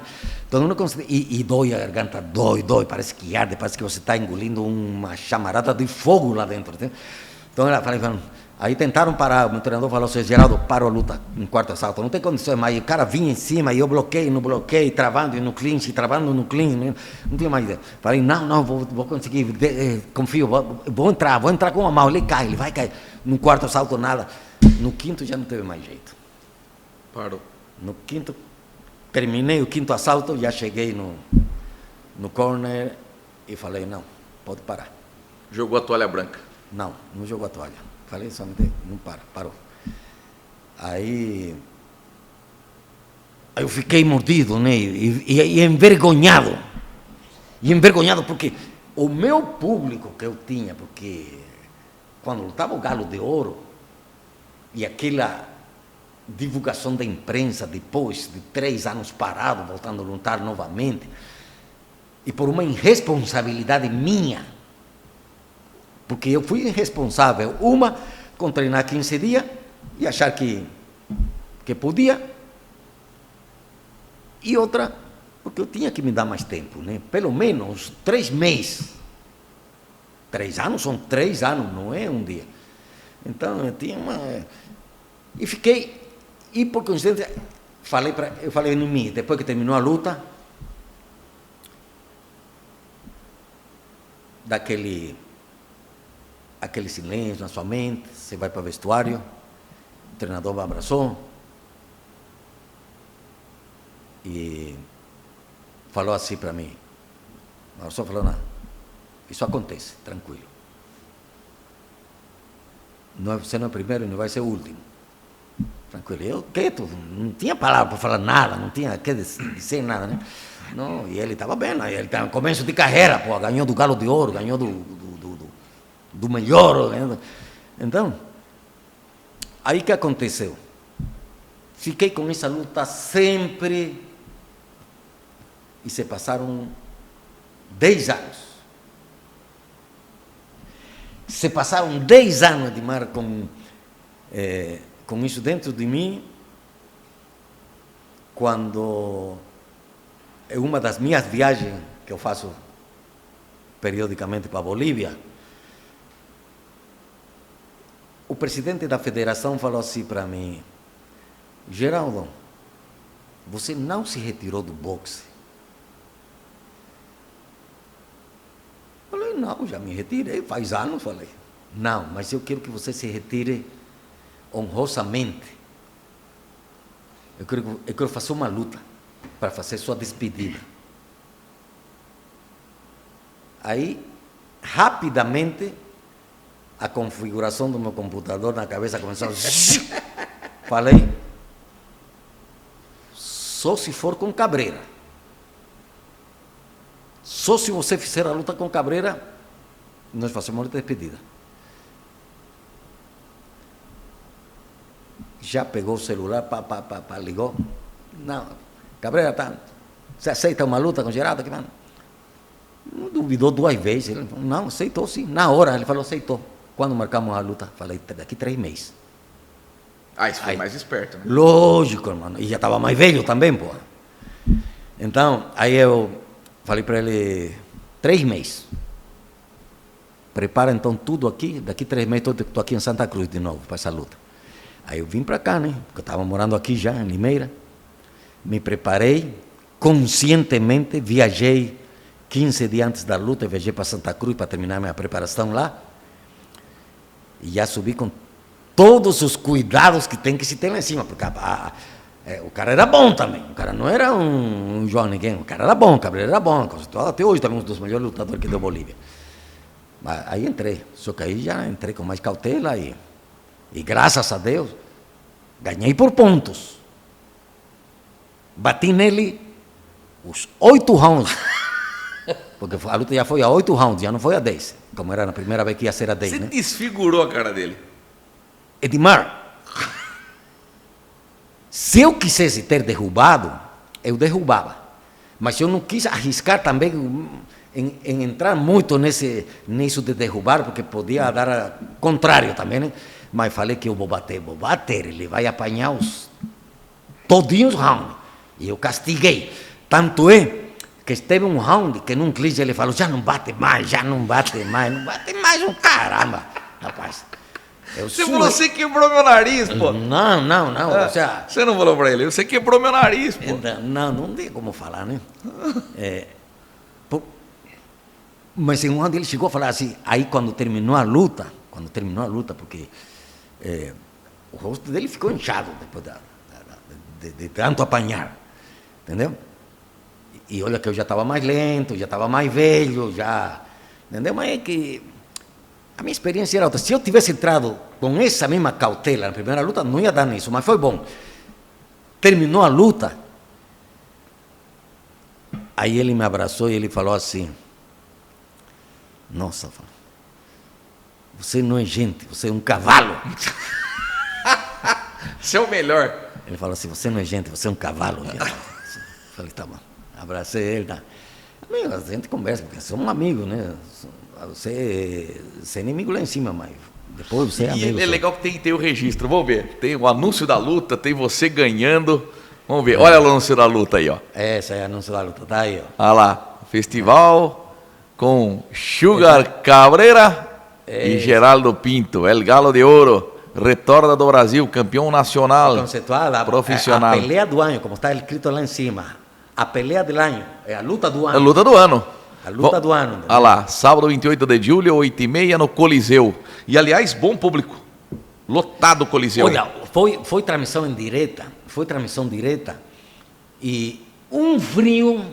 Sério? De 4 graus aquele dia. Mas, teve gente, mas mesmo assim, mas como foi televisionado em direto, então muita gente não foi. E pelo clima também, né, porque estava um frio que... Pô, que legal. Então, vamos ver então. Olha aí. Mais imagens desse combate. E aí a vitória. Aí a vitória. Aí a consagração. Aí a cara dele aí. A cara dele. Puta, que legal, hein, cara? Bacana. Sugar Cabreira. Tá show de bola, hein? Não tem mais uma, né? Tá certo. Acho que tem uma que tá meio... Acho que eu não mandei. Tá certo. Como que chama? Eu falo para você. Pô, mas que legal, como foi divulgado, né? Hoje em dia, se falarem para mim, Geraldo, você aceita subir no ringue? Eu aceito. Sério? Eu falo para você, fala para mim, você aceita subir no ringue? Vamos lá. Com 5.8. Com 5.8. Potência. E a federação te homenageou? Isso. Jorge Messuit. Isso. Ele que era o presidente da Federação Boliviana de Boxe. Ele te entregou um cinturão. Vitalício. Vitalício. Exatamente. Vitalício, esse cinturão, cara. Ninguém pega, porque esse cinturão foi... Porque o cinturão, ele é passageiro na sua vida. Você recebe ele no ringue e termina a luta e você entrega para a comissão profissional e você só recebe ele depois, quando você vai competir de novo. Então esse é o cinturão que você não... Ninguém toca. Então. E nessa última luta eu já recebi um cinturão vitalício em homenagem a toda... Até hoje eu continuo sendo o melhor lutador que a Bolívia deu dentro da minha categoria. Que legal, hein? E o lutador mais velho a lutar em minha categoria também. Bacana. Dentro dessa categoria. Você tem um 45 pingente, anos. Você tem um pingente que é uma luva de boxe. É uma luva de boxe. Olha, é uma luva de boxe que anda sempre com você, né? Sempre. Putz, que legal, bom demais. Depois você vira treinador. Você para de lutar, se forma na Argentina, você vai fazer um curso importante, tem o certificado que você recebe da Argentina, tá lá, o diploma da Secretaria de Esportes. Isso, boxe olímpico. Boxe olímpico, lá, Geraldo treinador de boxe olímpico. 99. Isso, incluso quando eu já tinha terminado minha carreira, eu já levava minha carreira como treinador. Mas um amigo meu, que é esse que já faleceu, infelizmente, que era meu compadre, padrinho da minha filha, falou para mim, vamos fazer esse curso. Falei, sim. Quando eu fiz o curso, olha, eu já tinha toda essa trajetória esportiva de 15 anos, 5 anos como lutador amador, daí como profissional, já tinha feito trabalhos como treinador, tudo isso. Mas aí eu percebi que realmente você precisa se preparar para ser treinador. Não é somente, eu fui lutador, eu consigo ser treinador. E para ser treinador, não é aquele cursinho que faz, cursinho de 15 dias, de 20 dias, um simpósio, dá um certificado, isso aqui. O que você aprende em 15 dias, 20 dias, um mês? Nada. Nada. Eu percebi, com toda a experiência esportiva que eu já tinha, percebi que realmente, se você não tem esse complemento teórico para você poder trabalhar com seu atleta, vai continuar sendo mais um. Então, eu não somente me formei como boxeador de boxe, professor de boxe olímpico, sino também eu vi a necessidade de me formar como professor de alto rendimento esportivo, que é uma outra área, para trabalhar exclusivamente com atletas de competição. Por quê? Porque o boxe é um esporte que te exige muito acondicionamento físico. Então, o que acontece? Você tem o seu treinador e tem outro treinador que tem a parte física, trabalha a parte física, outra pessoa tal, não. Eu gosto de trabalhar com um atleta que eu sei como que eu preparei ele. Então eu preparo ele tecnicamente, teoricamente, psicologicamente e fisicamente. Então não me conta história. Eu não vou perguntar para o preparador físico como que ele está. Não. Eu tenho que saber como que ele está, porque eu fiz o trabalho com o atleta, entendeu? Então eu sei até onde eu vou puxar ele, até onde não. Então por isso que eu falo para você, tem muitos autotitulados, é professor de boxe, mas qual a experiência que ele tem como lutador? Qual a experiência? Como que você vai auxiliar o seu atleta lá em cima se você nunca passou por isso? Um atleta que está tendo sua dificuldade, um boxeador que está tendo dificuldade lá em cima, você não sabe, nunca passou por isso, então como que você vai auxiliar ele? Você não tem como auxiliar ele. O cara não tem como auxiliar ele. Aí cansei de ver aqueles caras no canto do ringue, até fazendo sombra com ele, faz isso, desculpa, faz isso, solta aqui. Não, meu irmão, você não treinou ele lá, ele não vai fazer. Ele lá, o atleta nessa hora, ele quer que toque o gongo, acabou. Ele nem está escutando o que o treinador está falando, entendeu? Então, mas tem treinador que quer aparecer lá em cima, porque ele não sabe. Faz isso, faz a mão aqui, cruza a mão aqui. Não. O atleta leva lá em cima o que ele treinou. O que ele treinou, isso ele vai mostrar lá em cima do ringue. Então, não adianta querer inventar e aparecer, como tem muito aqui, eu já cansei de ver. Então, como eu falo para você, eu com toda a experiência que eu tive, quando eu fiz, porque o meu curso de treinador não foram 15 dias nem 20 dias, foram 2 anos. Bastante. Foram 2 anos, tanto de boxe olímpico como de alto rendimento esportivo, entendeu? Então, eu falo para você, esse cara não lutou nem no quintal da sua casa, como eu lutei, né? Comecei no quintal da minha casa. Então, não lutou nem no quintal da sua casa, aí faz um cursinho de 15 dias, de 20 dias, de um mês, aí fala, não, eu tenho curso, aí eu fiz esse curso. Mas que... Eu fico rindo dessas pessoas, entendeu? Imagino. Porque não tem como. Você como treinador, o atleta, o melhor pugilista que você treinou foi o Chiquinho de Jesus? Pelas conquistas dele, campeão brasileiro, sul-americano, campeão das Américas, com certeza. Vice-mundial em 87. Você treinou o Chiquinho de Jesus, pô? Lógico, eu dirigi ele, não treinei. Dirigi ele. Maior nome, um dos maiores nomes do Brasil. Foi um dos grandes lutadores que o Brasil deu, o Chiquinho de Jesus, pô. Foi campeão brasileiro, sul-americano, das Américas, lutou título mundial, perdeu com Julian Jackson, que é um lutadoraço, Julian Jackson, entendeu? Não, Chiquinho de Jesus é um dos grandes nomes que o boxe brasileiro deu na década de 80. E você treinou ele. Treinou o Reginaldo Mendonça também. Reginaldo Mendonça. Treinou o Henrique Salles, o Bento Vanildo. Campos, Henrique Salles. Ou seja, são esses entre os que mais se destacaram. Mas eu já formei muitos lutadores que agora, inclusive esses lutadores, fora, eles têm as academias dele e eles sempre estão em contato comigo. Aí já, professor, já está assim, e perguntando uma coisa, se informando de outra, pedindo uma orientação, pedindo outra. É gostoso você ver um lutador que você formou, e eu falo deles porque eles foram lutadores, entendeu? Eles foram campeões dentro da sua categoria, e eles foram lutadores. Não chegaram a ter 40, 50 lutas, esses lutadores, mas lutaram 35. Lógico. Entendeu? 35 lutas, 30 lutas, com uma boa experiência, foram campeões estaduais. Geraldo, você é de assistir boxe? Porque um grande amigo meu, que é o Hugo Botelho, que viaja comigo para o Mundo AF, ele é o grande narrador da ESPN de boxe. Teu Servilho, que é o comentarista Servilho dele. de Oliveira, grande amigo meu. Narra bem o Hugo Botelho ou não, boxe? Olha, ele conhece-se.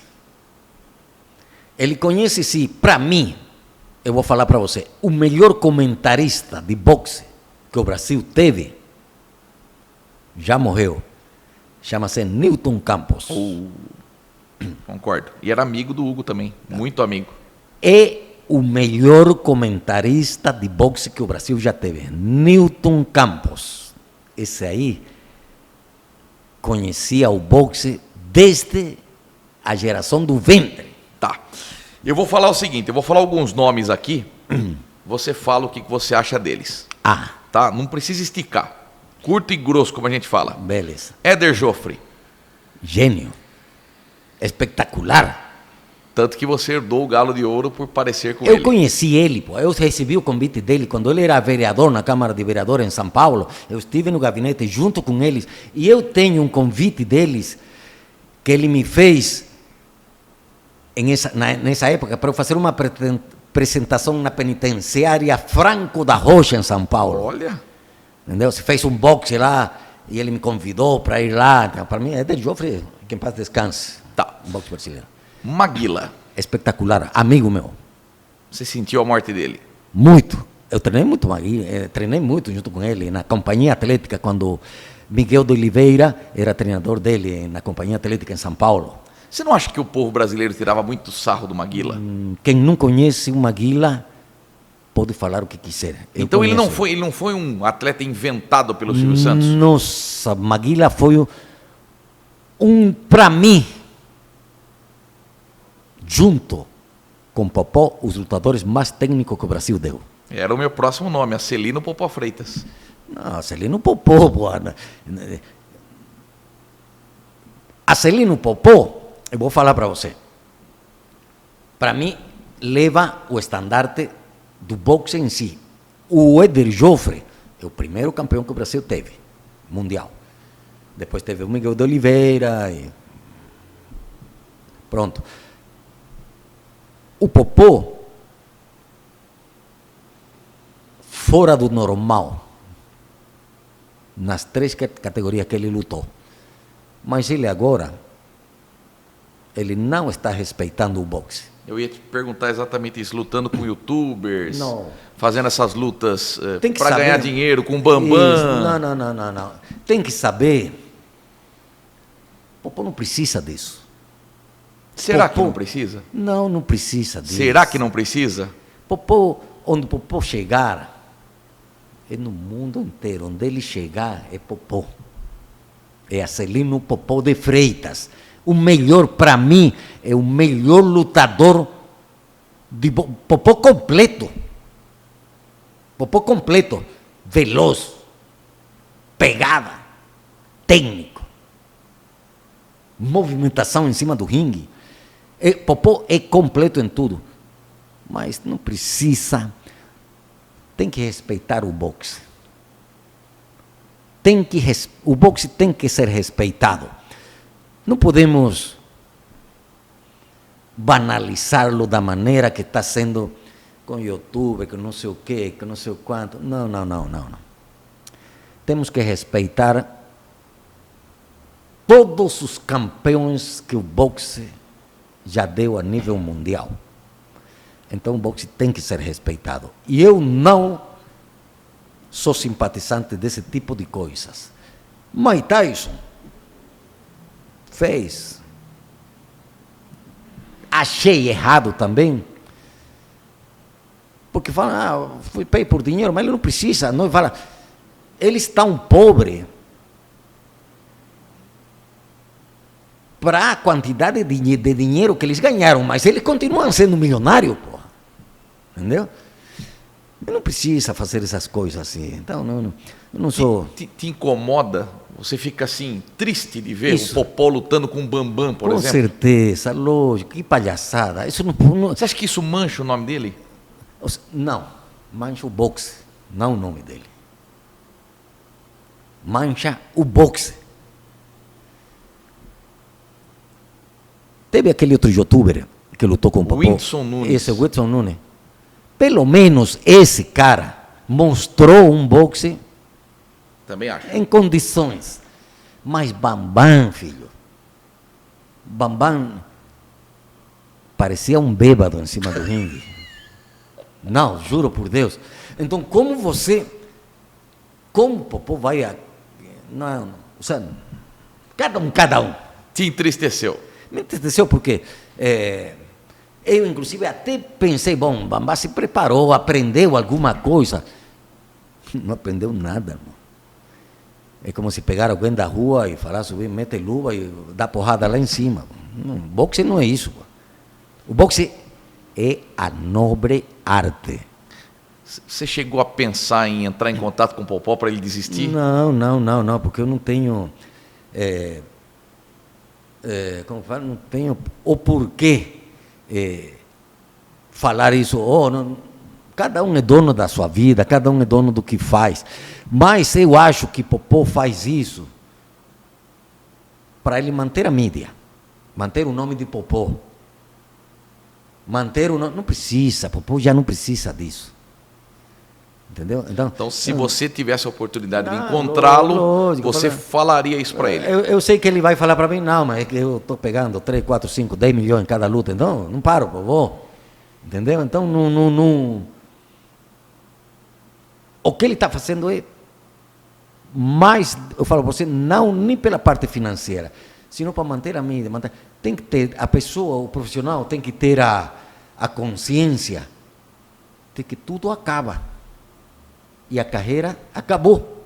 Então, acabou, tem que aprender a conviver com isso. Perfeito. Seguimos aqui com a lista, tá? De nomes que eu separei para o comentário do Geraldo. Mohamed Ali. É como falar de Pelé, né? Não tem o que falar. Jorge Foreman. Grandioso, espetacular, lutadoraço. Em paz descanse. Mike Tyson. Nunca gostei do estilo dele. Mike Tyson, para mim, ele foi sempre um grande pegador, mas não um grande boxeador. Perfeito. Evander Holyfield. Sensacional, entre os mais completos do mundo. Evander Holyfield. Depois do comentário, não quero movimentar, ali em miniatura, vamos dizer assim. Tá. Sugar Ray Leonard. Espetacular dos meus tempos, rapaz. Esses são os boxeadores. Eu não assisto o boxe atual por causa disso, porque já não tem os Sugar Ray Leonard, os Tommy Harris, os Manos de Piedra Durán, entendeu? Manos de Piedra Durán. Já não tem esses lutadoraços como hoje. Sugar Ray Leonard é um lutador completo em sua categoria. Júlio César Chaves. Eu chamo o Júlio César Chaves o homem imortal. Mostrou isso na luta contra... Esqueci o nome do boxeador que lutou com ele. e no último assalto, faltando 20 segundos para terminar o último assalto, depois de apanhar os 12 assaltos, nocauteou. Ele é fantástico, né? Nossa.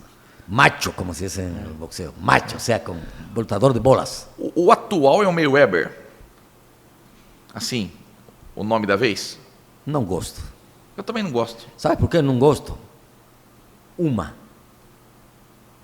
Porque ele é um lutador técnico, sim. Inteligente, sim. Mas o Chino Maidana, o argentino, deu uma surra nele. Mas foi entregada para ele. Vamos dizer assim, o Mayweather é o filho bonito do boxe, da dirigência do boxe. Então, tudo ajeitado para ele, entendeu? Tá. Eu não gosto disso. E o Rocky Balboa? Para mim, um grande incentivador do boxe. Eu também acho. O Rocky Balboa, e olha que ele aprendeu boxe, hein? Ele para fazer o filme, ele treinou muito, levou a sério. E entre as melhores lutas deles, a que eu acho, onde ele realmente mostra a vida do lutador, a carreira do lutador e como se forma um lutador, é a Rocky 3. No Rocky 3, o começo da carreira dele, do filme, é o Mayweather.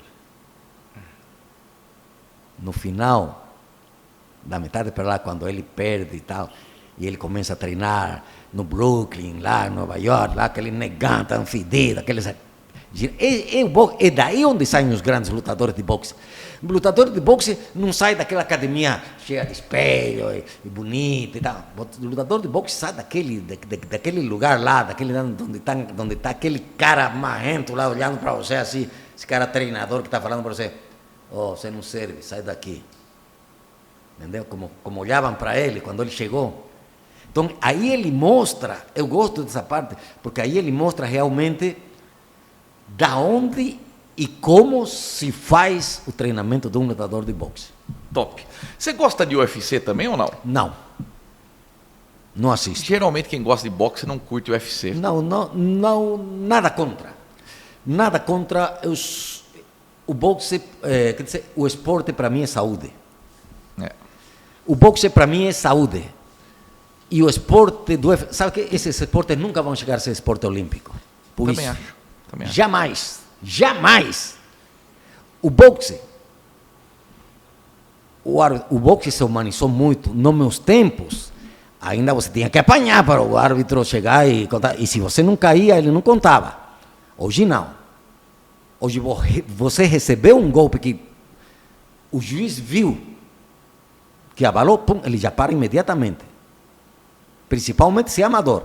Já abre conteio para recuperar o cara. E se vê que o golpe, entrou, você não assimilou, 2, 3 golpes que você assimilou e não respondeu, ele já vai parar a luta. No boxe amador é assim agora também. Já no boxe profissional muda um pouco a atitude do árbitro lá em cima, né? Então, eu não conceptuo como esporte um atleta que já está dominado, deitado no chão, e um cara em cima socando o rosto dele. O cara já está dominado, tem defesa, pô. Para que vou trajar o cara? Para que vou arrebentar o cara mais lá embaixo? Então, eu não o considero como esporte e não assisto porque, para mim, nada contra. Quem quiser treinar, treina, e faz, e luta, e compete. Nada contra. É o meu ponto de vista. Então, eu não o conceptuo esporte. E esses esportes, entre aspas, chamados, para mim, esporte é tudo que está nas Olimpíadas. Não está nas Olimpíadas, não é esporte. Por quê? Porque o Comitê Olímpico não considerou ou não requer, não tem os requisitos para que seja considerado esporte. Por isso não está nas Olimpíadas. Então, o que não está nas Olimpíadas não é esporte, é assim de simples. Não tem outra justificativa. Querem chegar perto do boxe? Jamais. Nunca, nunca. O UFC, o não sei quanto, vão chegar perto do boxe? Nunca, pô. Você sabe quanto é uma boxa de Mayweather? 150 milhões, 200 milhões. O UFC, máximo 1 milhão. E olha lá. Então, financeiramente, jamais esses esportes vão chegar perto do boxe. Nunca, nunca, não tem. Não tem. Quem pode chegar perto do boxe é um tênis. Se você lutasse hoje com a técnica que você tinha no passado, você seria um boxeador milionário? Acredito que sim. Você estaria no nível desses americanos? Não. Ou seja, eu sempre esteve em bom nível. Eu fui considerado um boxeador dentro da minha categoria, o melhor. Ou seja, sempre fui um boxeador técnico, de muita movimentação e muita pegada. E muitas bolas, que é o principal. Meu treinador falava assim para mim: Geraldo, eu subo você sem treinar no ringue e eu subo com você porque eu sei que você dá conta. As lutas que eu perdi, que foram por pontos, foram lutas que no final o público aplaudiu de pé, mesmo derrotado. Olha que legal. Eu era bom, eu era macho lá em cima.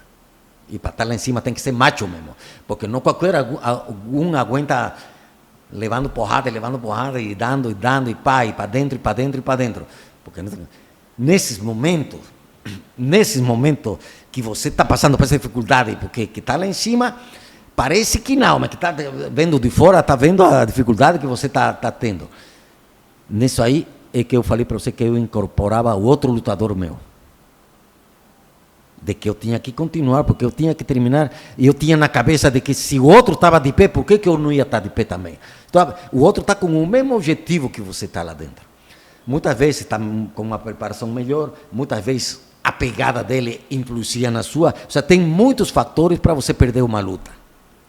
Você não vai perder porque você foi inferior muitas vezes na preparação. Não. Você vai perder porque o outro foi mais inteligente que você, porque também para ganhar a luta tem que ser inteligente. Entendeu? Então, o meu nível sempre foi top. Desde amador, eu só lutei preliminar uma vez. Depois sempre tive nas 3 ou nas 4 últimas lutas. Esse era meu lugar. Que da hora. Entendeu? Porque quem luta primeiro são os novatos. E eu sempre estuve na semifinal. Se não estava na final, era a luta final, era na semifinal, ou era na intermatch, ou era na quarta, na antepenúltima. Sempre estava lá, sempre estava entre as últimas lutas. Quando amador, né? Bacana. E como profissional, sempre fiz a final, né? Porque sempre fui a estrela. Geraldo, a gente está chegando ao final do podcast. Faltou alguma passagem? Contamos tudo. E que história em voltada ao boxe, coisa linda. Olha, Edmar, são 40 anos de boxe.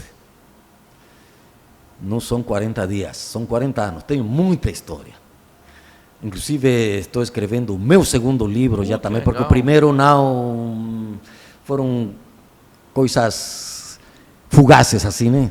Agora estou fazendo o segundo livro já está na metade.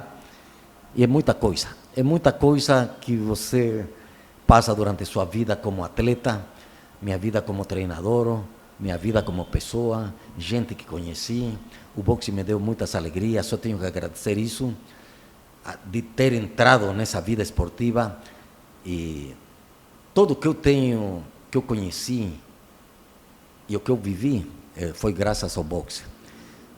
Conheci grandes amigos, me deu grandes decepções também, pero o boxe vai junto comigo. Se emocionou, né?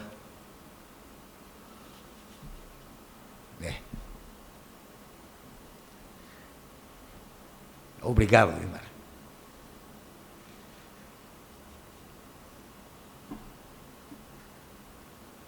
Valeu. É bonito demais, cara. Ver o que você gosta do boxe, o que representa para você, o quanto você se dedicou, que nome que você tem na Bolívia, que nome que você está fazendo em Limeira. Cara, Deus te abençoe, meu irmão. Eu agradeço. Conte comigo sempre. Obrigado, Edmar. Que Deus também continue te abençoando, essa carreira maravilhosa que você tem e essa oportunidade que você dá a grandes atletas para vir e ter essa oportunidade que você está me dando a mim agora. Só tenho que agradecer.